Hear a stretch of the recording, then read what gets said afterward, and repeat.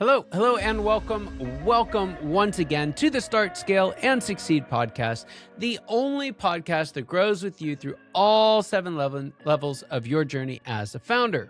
I'm your host, Scott Ritzheimer, and today we are going to take on the fantasy that pulls founders out of their seat as CEO or CVO too early. And it's this idea, this belief that real freedom means owning and not running. And for some, that's true. For some, it's time. And that means going from level 5 to level 6, and it's going to be beautiful. But for many, that's just not the case. And we need to figure out what the difference is between the two.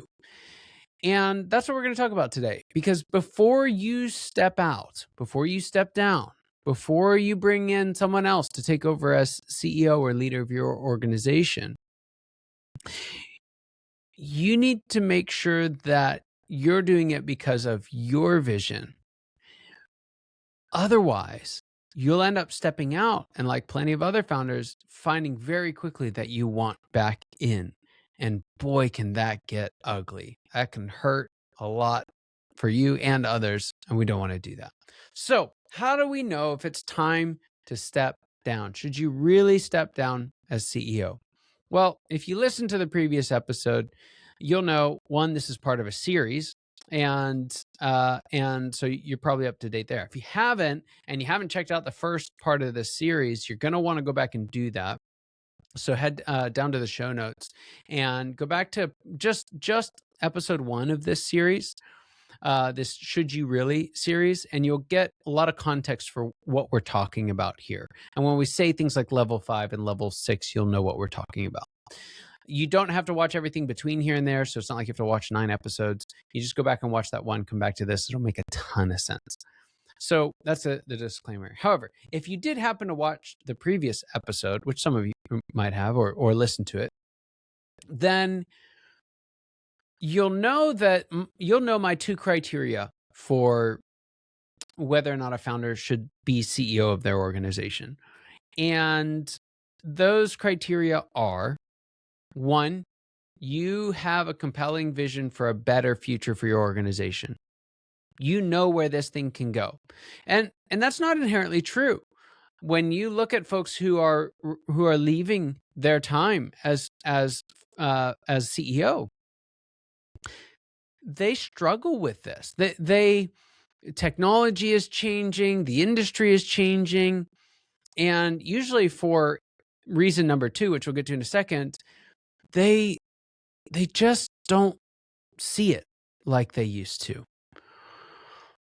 Maybe the challenges of change in the past are getting in the way, or they're just reaching a season as a leader where they've got other things that they want to do, or they just don't have the energy to pursue it anymore, which is number 2. And that is, even if you have a clear vision, you also have to have the energy to do it. Because this is what a lot of people get wrong about the CEO role. The CEO role is not an own and not run role. The CEO role is a running your organization role. Now, it's not managing every single detail. It's leading the executive team, but that's a full-time job. It's not even necessarily busy in the busy season. You might be busy in the off season like GMs are in sports. You might have a different flow, a different schedule, but it's a full-time job to be a good CEO or Chief Visionary Officer, CVO, for your organization.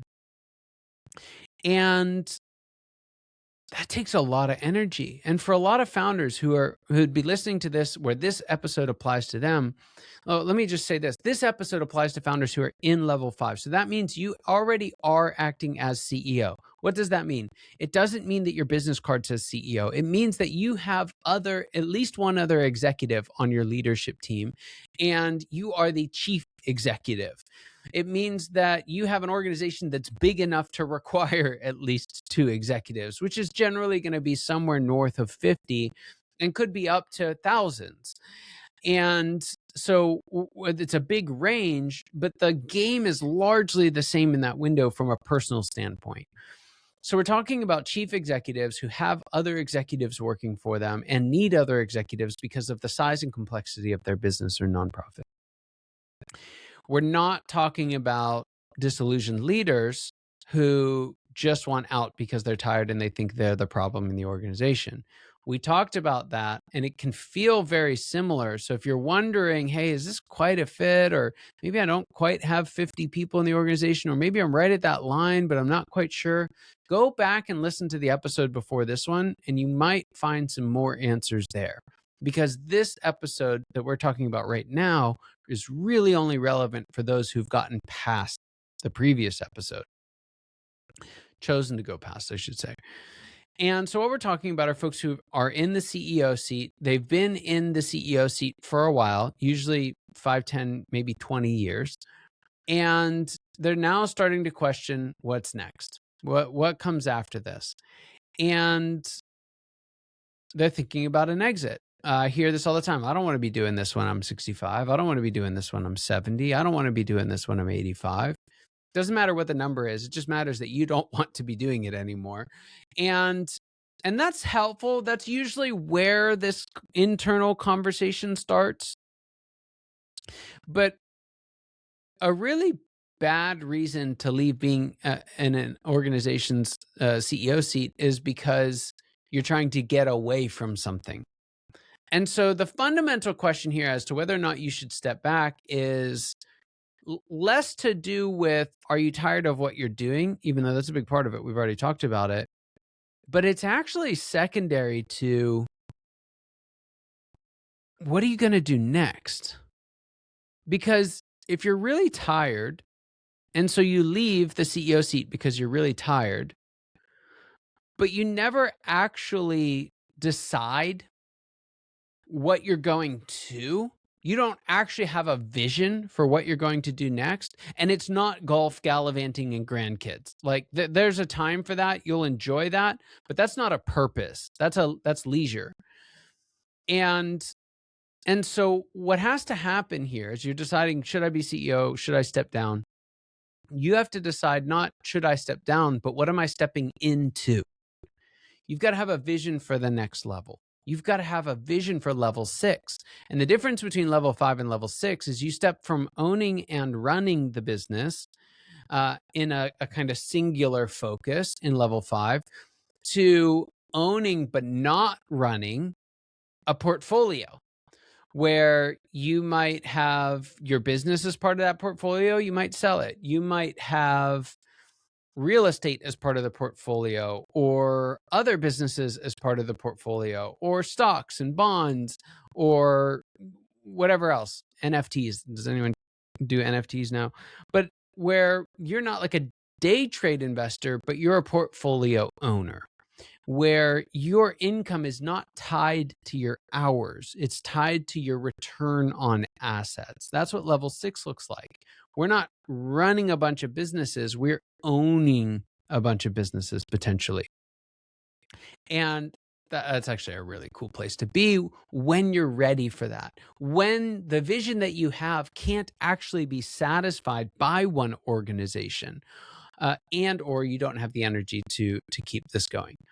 And that's what's going to give you the best step into level 6. So before you think about stepping down, what you really want to think about is what you're stepping into. And so let's unpack these two options, either stepping down and out, or stepping up and continuing to thrive in level 5. Let's start there. Reasons why level 5 might be the right level for you. One, we've already talked about the prerequisites, but again, this is not like a brand new startup. This is an established organization, brand new and established. Make it sound chronological, which isn't necessarily true. This is a complex, scaled organization. It needs executives. It needs a competent visionary at the helm. And so if you're cool with that, if you're ready to lead an executive team, if you are ready to entrust them with making decisions with you and for you, as opposed to executing your decisions for you. The way that I like to think about this is the CEO, especially once they really transform into the CVO, the Chief Visionary Officer, which is a better fit for most founders. CVO is responsible for a couple of things. One, having that vision and the energy to pursue it. Two, building the team that can make progress toward that vision.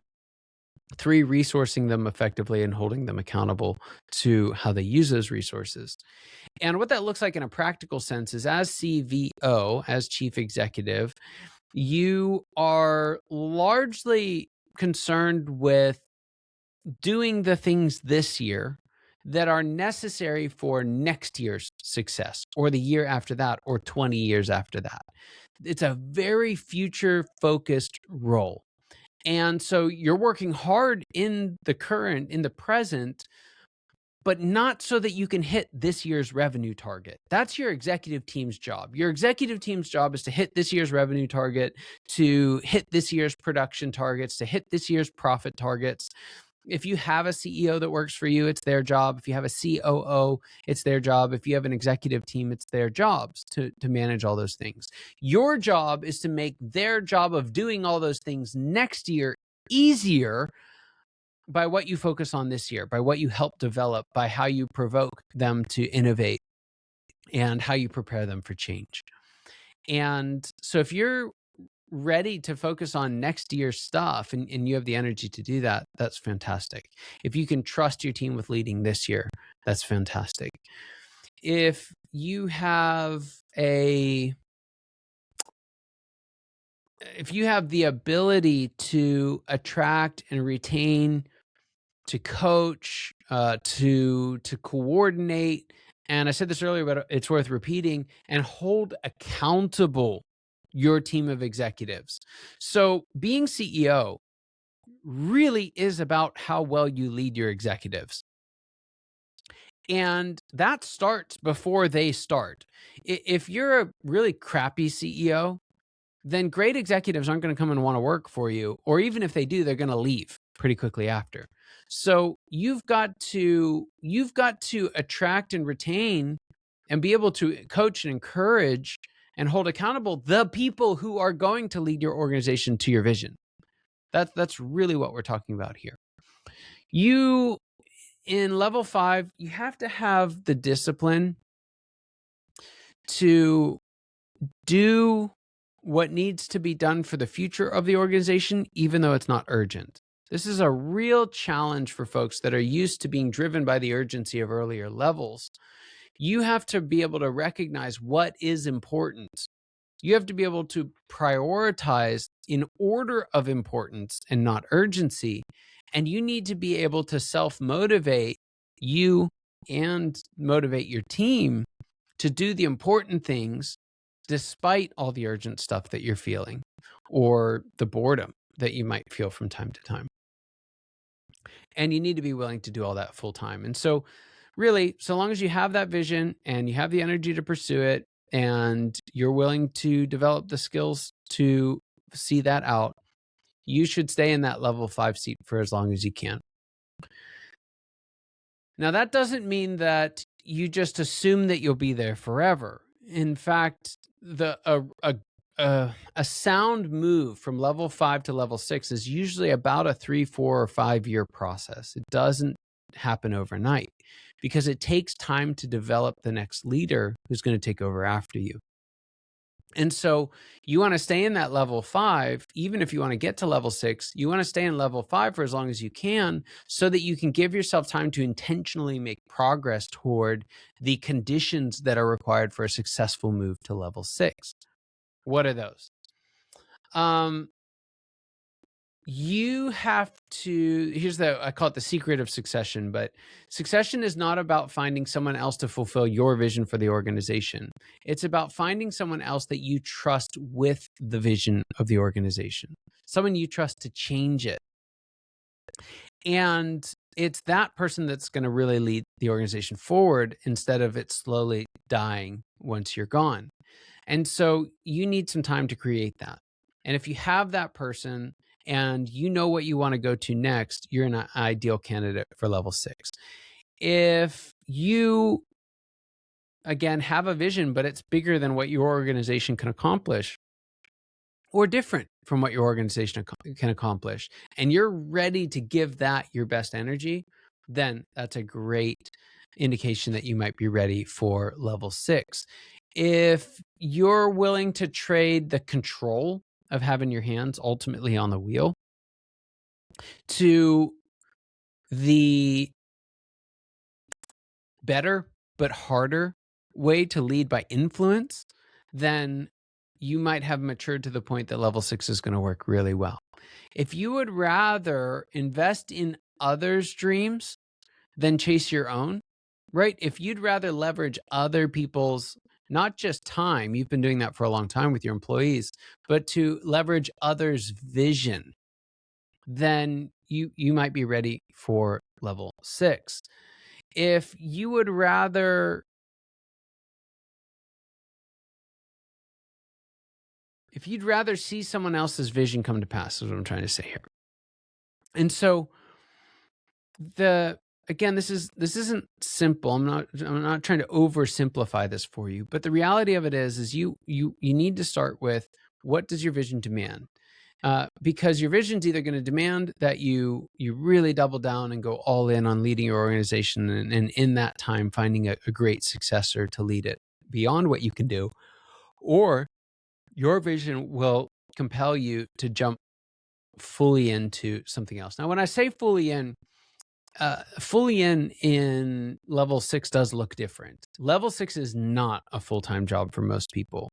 It's usually somewhere in the ballpark of 20 to 30 hours. But what level 6 is it's highly intentional. And it also requires a great degree of discipline. So if you have those things, you're ready to step down, not because you're running from something, but you're running to something, then you're likely going to be a great candidate for level 6. So that's it. That's how you choose. Do you have a vision for the organization? Do you have the energy to pursue it? If not, then do you have a vision for what's next? If not, then you need to start working on that, and you need to start working on a successor who can take over after you. And as you get those pieces to fall into place, it's going to unlock the ability for you to step out of level 5 as that chief executive and into level 6 as the true owner, where you don't have to focus on one organization anymore, but you can shift your focus to many.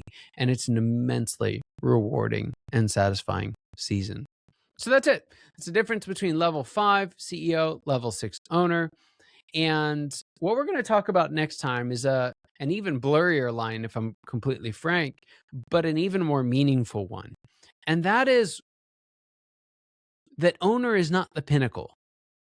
Owner's probably what you've been fighting for most of your career. It's probably as far as your vision has gone to date.